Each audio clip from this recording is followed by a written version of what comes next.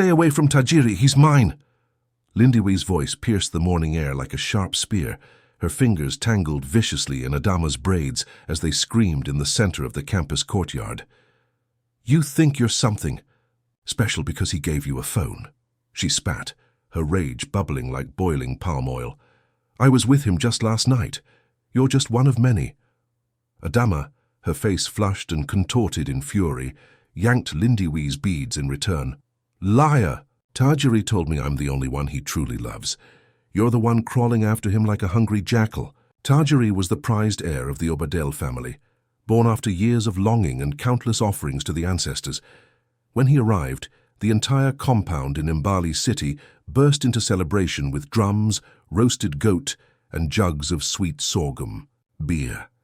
His father, Chief Obadeli, a powerful and wealthy transporter known across provinces, saw him as the chosen one who would preserve their lineage and legacy.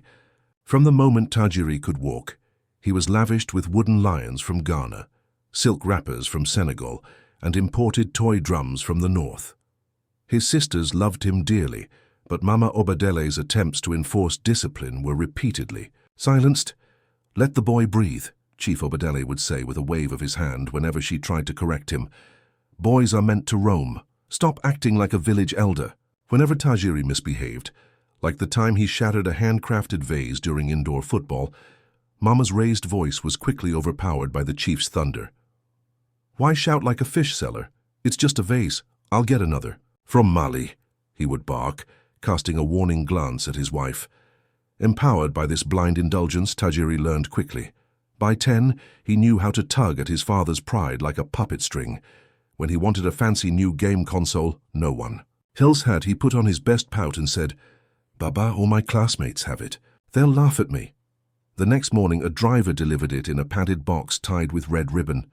Thank you, Baba, he cried, dancing with joy. Tajiri also grew up absorbing his father's nightly indulgences. Every time Mama Obadeli left to visit her relatives, new women appeared at the house laughing with Chief Obadel well past midnight. The scent of hibiscus perfume and grilled chicken wings filled the air. One night, Tajiri peeked out of his bedroom and caught his father's eye. The chief simply chuckled and said, One day you'll understand, men have their ways. Tajiri understood more than anyone knew. By the time he entered East River University, he was the living reflection of his father's charisma. His name echoed in student lounges and campus markets. They called him Prince of Mbali.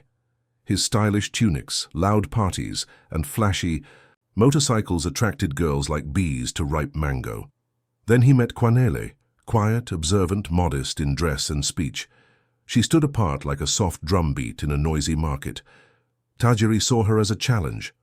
You're not like the others, he whispered, walking her home one dusky evening. There's something pure in your eyes. Kwanele tried to resist, but his charm melted her defenses like sun on fresh shea butter. Within weeks, she had fallen hard. Her heart bloomed while he casually collected. After his final exams, Tajiri graduated in a robe of royal blue, his face aglow with pride. Chief and Mama Obadele attended with grand smiles and heavy necklaces. To Tajiri, it felt like a new beginning. He was ready for the Imani Youth Service, a government program for graduates to serve the nation for 1 year. The Obadele house buzzed with farewell excitement. On the night before his departure, Mama Obadele called him to sit by her stool. The smoky scent of grilled tilapia lingered in the air. My son, she began, her voice trembling with love and caution, we thank the Creator for your journey thus far. It has not been easy, but you have come through. As you go out now, remember your name, act with honor. Many out there will try to lead you astray. You must stay strong, make us proud. Tajiri swallowed a lump in his throat. Yes, Mama. I will try. Just then, Chief Obadele entered, laughing as usual. Ain, what are you preaching again? He said with a mix of pride and irritation. Are you saying my son doesn't know how to behave? This boy has my blood. He's already a lion. Let him be. Mama Obadele frowned but stayed calm. It's not about doubt, it's about reminders. The world is not our veranda. Chief scoffed and turned to his son. Go now, make friends, network. You're an Obadel. No one can touch you. Tajiri nodded, caught between his mother's concern and his father's fire. The next morning he boarded a bus to his assigned post. Soon he found himself standing in the red dirt courtyard of Kilimo Senior Academy, a prestigious school tucked beside a grove of tamarind trees. He had been assigned as a mathematics teacher. The principal, Madame Wanjiku, a stern woman with wise eyes, introduced him to the students during morning assembly. "Girls, this is Mr. Tajiri, your new math instructor. Give him respect and attention." The senior girls exchanged whispers and side glances. Tajiri, in his clean shirt and shining shoes, smiled slightly, fully aware of their gazes. During his first lesson, he noticed a cluster of girls giggling behind their books. One girl in particular, bold and confident, stayed behind after class. Her eyes sparkled mischievously. "Sir," she said, her voice dripping with curiosity, "do you have a girlfriend?" Her eyes sparkled with mischief as she leaned in, and Tajiri responded with a smile that tried to seem cautious, but held more encouragement than warning. "Focus on your studies. That's what truly matters," he said lightly, but the softness in his tone gave her every reason to keep coming back. It wasn't long before Tajiri began to notice which of the Kilimo senior girls were emotionally open, which ones hung on his words like gospel, and which ones craved the attention their homes never gave them. He whispered praises, gave subtle compliments, and sometimes left tiny notes or pieces of fruit wrapped in cloth on their desks. "You're incredibly bright," he would murmur, his gaze steady. "You remind me of someone I once cared deeply for." And so, like leaves drawn to the current, the more curious girls began to drift toward him after classes. They giggled when he walked past, fought over chances to carry his books, and complimented his sandals and cologne. Soon, a few of them started making excuses to visit the youth corps lodge he stayed in. Tajiri, flattered and curious, let the moments happen. One sunny afternoon, Sifa, a senior girl known for her radiant skin and unshakable confidence, knocked gently on his door under the pretense of needing help with equations. He let her in, thinking it would be brief, but the conversation drifted, from algebra to music to loneliness. "Tajiri," she teased, wrinkling her nose at the half-eaten bowl of cold beans on his table. "You're too fine to be eating like a boarding school boy. Let me cook you something worthy of your smile." Before he could decline, she had tied her wrapper, fetched pots from her bag, and soon the warm aroma of seasoned jollof rice filled the air, dancing through the room like a celebration. The next day, Nima, quieter but no less bold, came by.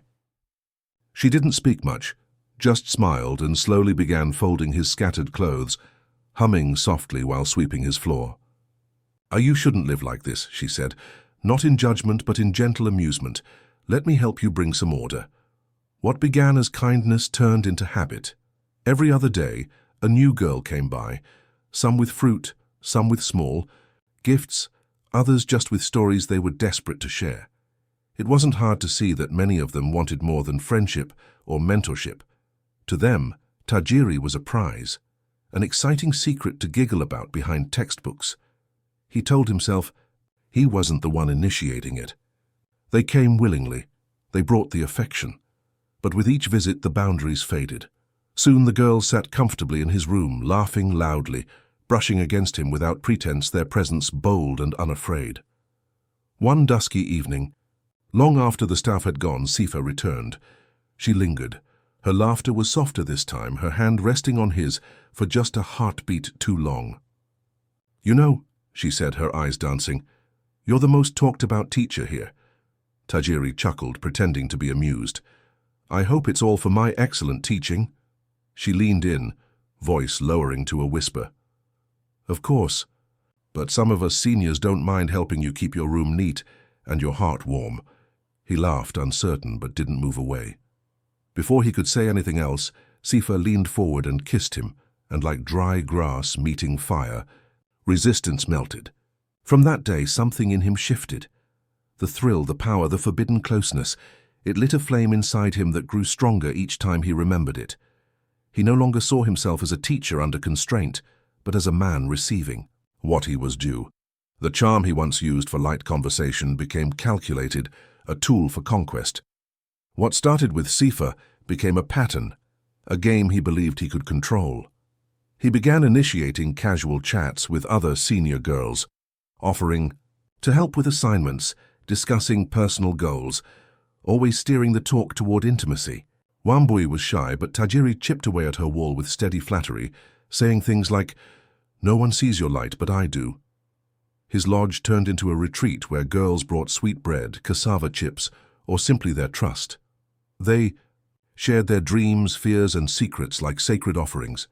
Then one day, during a particularly challenging lesson on gravitational pull, Zawadi, known for her bashful demeanor and intelligent eyes, raised her hand hesitantly. "Sir," she said, voice barely above a whisper, "this topic confuses me. Can you explain it again?" Tajiri's smile was smooth, his eyes warm. "Of course, Zawadi. It's a tough one. Why don't we go over it after school, just the two of us?" She nodded slowly, hopeful and nervous, convinced it was purely academic. She had heard the rumors, yes, but she wanted to believe she'd be different. That afternoon, when she knocked on his door, Tajiri greeted her like an honored guest. "Zawadi," he said, opening the door wide, "I've been expecting you." Books and scattered papers lay across the desk like props in a performance, as if Tajiri and Zawadi were about to begin a serious study session. Zawadi sat with quiet determination, ready to learn, but Tajiri had already leaned in close, his breath grazing the back of her neck, warm and unsettling. As he pointed to a set of equations, his voice dropped to a silken whisper. "You see, Zawadi," he began, "this concept here is about attraction, the kind that pulls things together in nature and in people." His tone dripped with suggestion. "Hey, it's more than just physics, it's all around us, even in moments like this." Zawadi shifted uncomfortably, her heart thudding in her chest. She tried to focus on the formulas, but Tajiri's words clung to her like heat. As he continued, his fingers brushed lightly over her hand, then lingered on her arm. "Don't worry," he said gently, his eyes locking with hers. "You're doing great." But his hand remained, his palm pressing softly against her skin. "How you feel it too, don't you?" he murmured. "That pull between us?" Zawadi blinked, her head swirling with confusion and emotion. She tried to create space, but he inched closer, undeterred. "It's natural," he whispered. "Attraction happens, and I can help you understand it better." Then his hand slid across her chest, barely a touch, but enough to freeze her breath. Zawadi jolted, startled, trying to step back, but Tajiri calmly placed a hand on her shoulder. "It's all right," he said in that same smooth tone. "This is between us. I just want to help you pass. You deserve high marks, and I can make sure you get them." His words wrapped around her like velvet, and despite the panic rising in her throat, part of her wanted to believe him. Zawadi had always strived for success, always wanted to impress, and now with Tajiri's approval hanging like fruit within reach, she hesitated. That hesitation was all he needed. When it was over, he looked at her with a strange tenderness mixed with control. "Don't tell anyone," he said. "This is just for us. You're special, Zawadi. I'll take care of you. You'll pass everything. I promise." Zawadi nodded, lost in the haze of guilt and excitement, unsure of what had just unfolded. Tajiri's charm wrapped around her like a blanket, promising protection, excellence, and a twisted form of affection. And so his behavior grew bolder. He began to feel invincible, as if his power couldn't be touched. He no longer relied on the school lodge. It was too exposed, too many glances and whispers in the hallways. So he crafted a quieter plan, one cloaked in distance and discretion. He began booking rooms in modest hotels, tucked just far enough from Kilimo Senior Academy to avoid attention, yet close enough for the girls to slip away unnoticed. He planned the meetings carefully, each one timed perfectly to the girl's schedule and her fears. He made promises: private lessons, emotional support, quiet escapes from the pressure of school. Most of the girls, though young, weren't clueless. They sensed what Tajiri wanted, but they convinced themselves it wasn't dangerous. He was handsome, charming, smart, their fantasy in human form. To hide the truth from their families, they weaved convincing lies. Some told their mothers they were meeting a friend for group study. Others claimed to be attending harmless outings with classmates. They packed small bags with books and notebooks as props, dressed in casual clothes to avoid suspicion, and slipped out with hearts pounding in anticipation. At the hotel, Tajiri would be waiting, all smiles and soft-spoken confidence, offering bottled drinks and snacks, pretending to go over lessons to calm their nerves, but the books were never opened for long. As the minutes passed, his real intentions revealed themselves. This secret ritual became routine, a rotating carousel of seduction. He kept a mental list of who he had seen and when, making each girl feel like the only one. "You're different," he would say to all of them, wearing the same knowing smile. Yet beneath his polished exterior, cracks were forming, cracks he could not see. Then one day, far from the walls of the school, Sifa stood in the kitchen, helping her mother prepare dinner. The spicy scent of pepper and fried onions filled the air, the rhythmic sound of sizzling oil in the pan. Suddenly, her face went pale. Without a word, she dropped the wooden spoon and ran to the bathroom, doubling over the sink and vomiting violently. Her mother, alarmed, rushed in. "Sifa, what's wrong with you?" she cried, placing a trembling hand on her daughter's forehead. "You're burning up. What is going on?" Without waiting for an answer, she wrapped her headscarf tightly and grabbed the car keys. "We're going to the hospital. Now." In the hospital's quiet hallway, her mother paced back and forth as doctors examined Sifa. Minutes passed like hours. When the doctor finally emerged, his expression was serious. "Madam," he said calmly, "I'd like to speak to your daughter in private." But Sifa's mother shook her head. "No, doctor.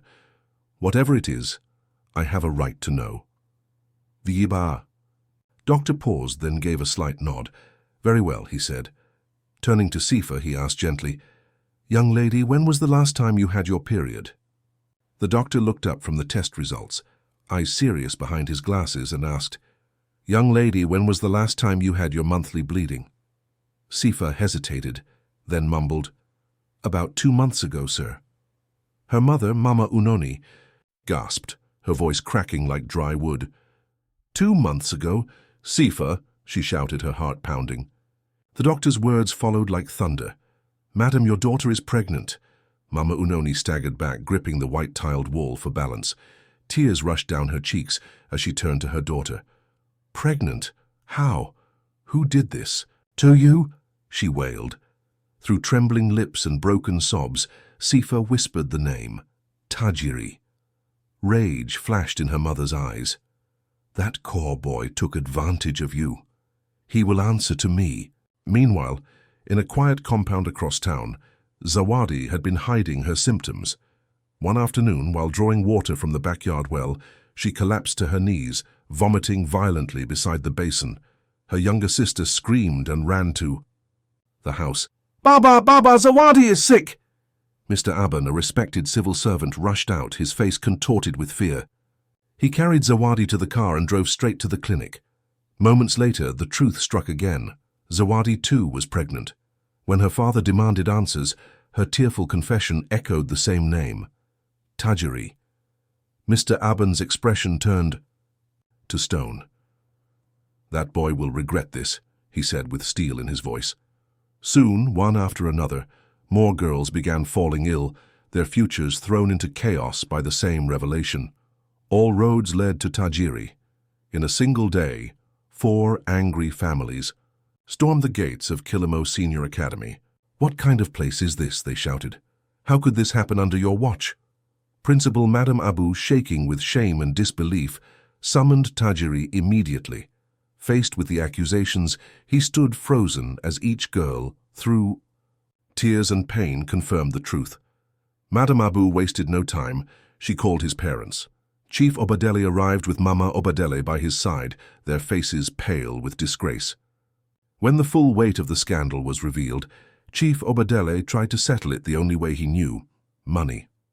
"Let us handle this quietly," he pleaded with the furious parents. "I'll compensate each family generously."